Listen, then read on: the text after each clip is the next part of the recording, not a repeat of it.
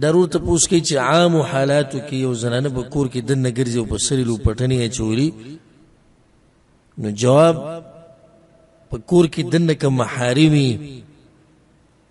محارم هغه سړي چې په دې زنانه باندې حرام دي، نو د هغوی په مخ کې ویښته ښکاره کول داسې ګناه نه ده.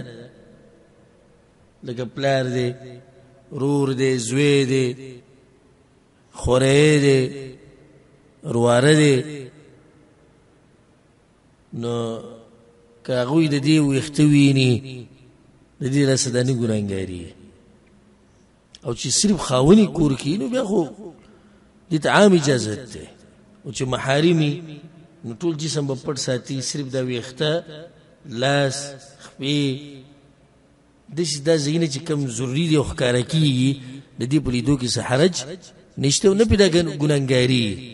او چې صرف خاوني په کور کې نو بیا که دا تنګې جامې او لنډې جامې او که هر څه کې هغه د خپله مرضي ده.